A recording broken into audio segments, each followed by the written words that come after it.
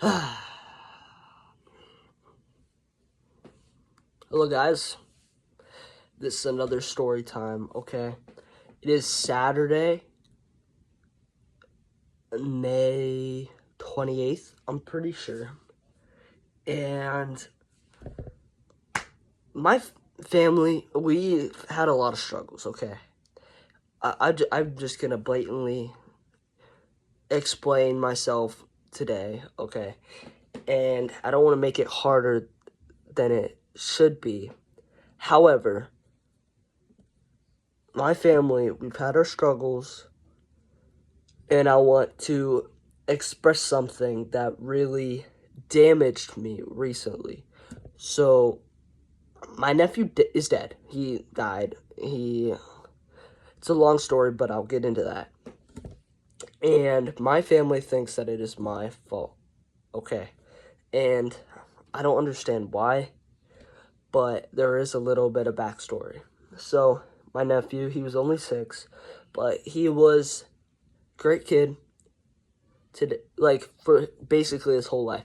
Great kid, he cleaned, he listened, he learned how to write, read, do basic math skills. A 6-year-old, 7, 8, he was a smart kid. He listened, he was great. However, this one day, I think it was also a Saturday actually, so it was like 9 months ago, okay? And this day, me and him were hanging out, and he wanted me to go out to the trampoline with him, okay? We were just trying to jump around. I was trying to be a friend. He was trying to be a friend back. And because he's my nephew, and I wanted to be a good uncle.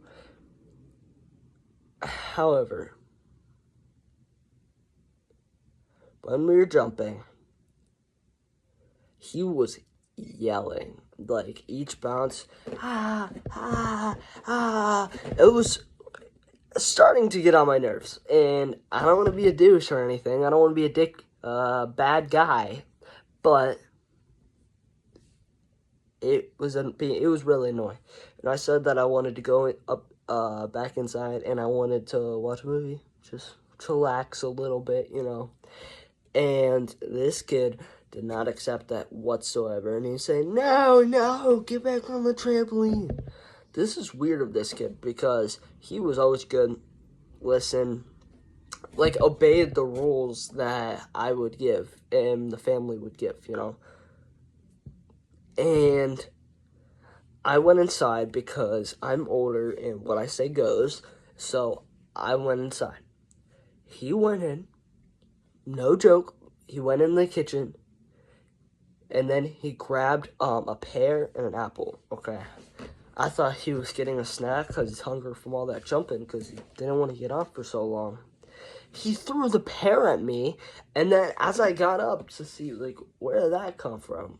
Because he was behind me. I was sitting on a couch, kitchen's behind me, and then Bob with the pear. I got up, I turned around, like, whoa, yo, Steve, did you do that? And then he threw an apple at me, and it hurt like a bitch.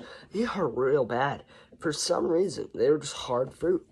So he hit me with those, and I was like, yo, why'd you do that? That's just weird.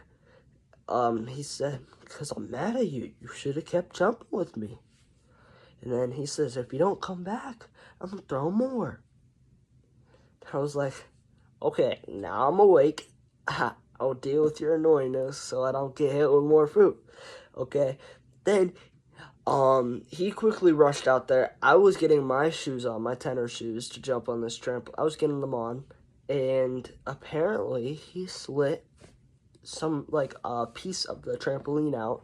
So, I didn't realize this till after, but we're getting to that. So, he slit a little cut in this trampoline. And then, when I got up there, and I tried jumping, I tried doing a front flip, I tried impressing him, He said, come on, come on, come on. I tried impressing him. I fell straight through this trampoline. It hurt because I tried doing a front flip, and I can't land it on my feet yet. So when I flipped, I just landed on the back of my neck on the grass because I fell through the trampoline because he slid it open. So this kid getting on my nerves. I'm done. I'm gonna tell my sister. I'm gonna tell Jenna. I'm gonna tell her that I'm sorry, name drop up here because that's kind of not a good idea. Public websites like this, and so I told that I was going to tell on him, and he started bawling his eyes out. Okay, and then I didn't listen. I told, and then he got in trouble. Next day, he came back over to me and Nathan's mom's house, and this is where it got weird. I was in my room. Nate was sleeping too. He looked at us. We looked at him.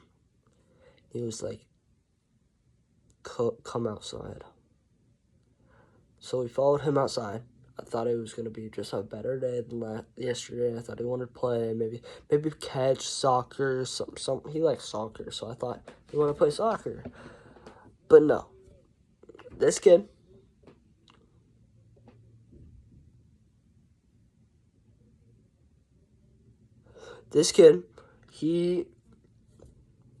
we went outside, followed him about 30, 40 feet. Remember, there's woods on the side of our house. And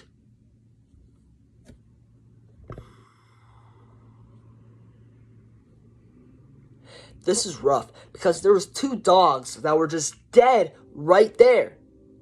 Cut wide open. This little crazy kid cut 2 dogs open. I never seen each one of these dogs. They were just random stray dogs. This kid's crazy.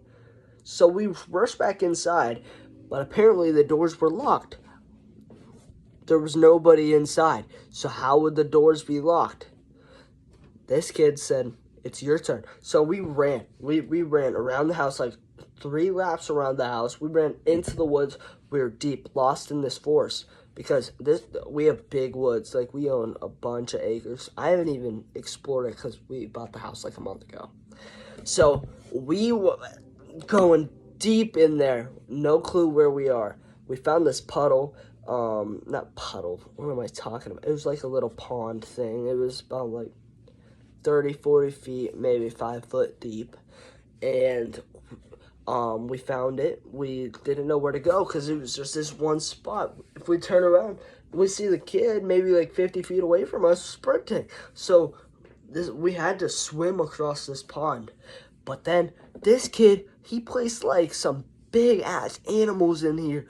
He put like snakes, he put like crabs, turtles. Like, they were chomping turtles too. Snapping turtles. I'm sorry.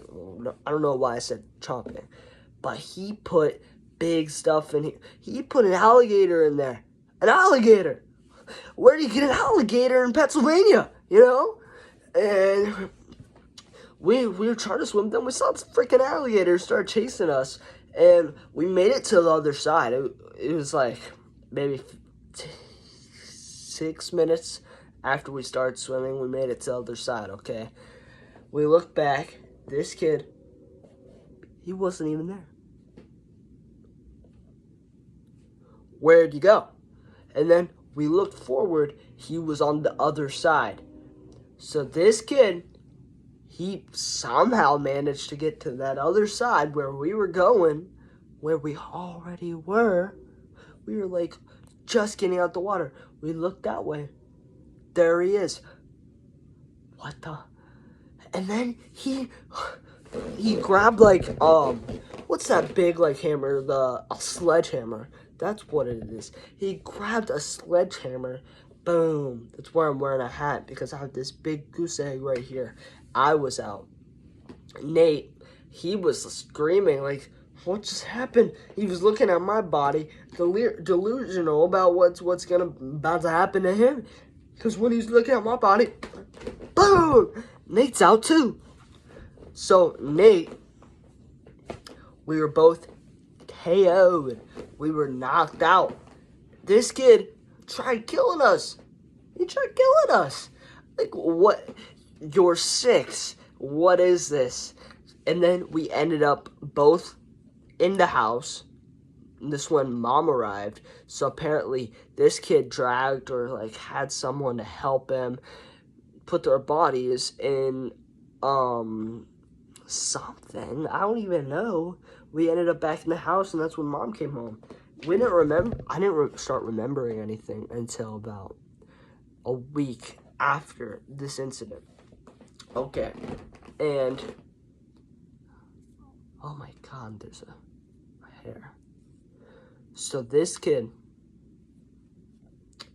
did that whole thing. He's 6. He's a small dude too. He's like yay high, and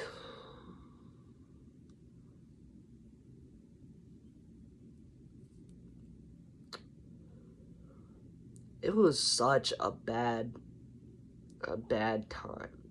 I thought he was just such a good kid. So after this happened, me and Nate, we came up with a master plan. We have this little stairwell, okay? It's like a loop-de-loop one. You go down, it spins, but it's a deep drop because we have like 4-story house right now. So we went down this loop-de-loop, looked how high it was, looked up, we went back up, we woke this kid up. It's after we started remembering things, so it was like a week later. It was like, I think a Tuesday, the week after we went through that thing, so we started remembering what was happening. We pushed this kid down the stairwell. Boom, dead. He's out, dead. Like heartbeat, none, no heartbeat, dead. We killed him. We killed this kid. And it was all fair game because he tried killing us. He committed many felonies trying to kill us. Dead. It's still my fault though. Technically, we're protecting ourselves because we don't know if this kid's going to strike again. We don't know if he's going to try and make, come back. Maybe try and hurt us, kill us, or do more damage than he's already done. So this kid did all that. It hurt, man. I'm still stuck on it. But my family, they still think it's my fault. Because this kid did all that, and we just struck back. Strike first, strike hard, no mercy. We did that no mercy part because we don't get hurt again. We don't want to. So this kid, dead, in the hospital, parents grieving, asking what's happened. We told our parents, we told his mom, his dad. They didn't believe us. They called the cops on us. And that's where we are now because I'm waiting for court. It's not just, it keeps on getting pushed back because the judge or like the room where we're in the courthouse and like all that, they can't find one, and we don't live in an area where we can have enough money to support the courthouse itself. So we're not going to court yet, but I'm just waiting for that. Same with Nathan. And we're hopefully not trying to get no charges on this because it was completely payback. So, it was such a weird incident. I don't want to go to jail. I could go to jail for life. I killed a kid. That's not good. Especially Nathan.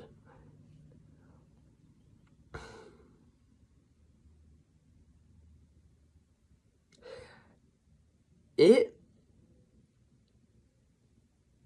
or this, I don't even know how to explain it anymore. Because this kid, he he could change my life. I could really spend the rest of my life behind bars. The rest of my life. And guess what? There's no one that is in my corner of this except for Nathan, because Nathan was the only one there. The rest of my family, they all are basically disowning me. They don't care about me no more.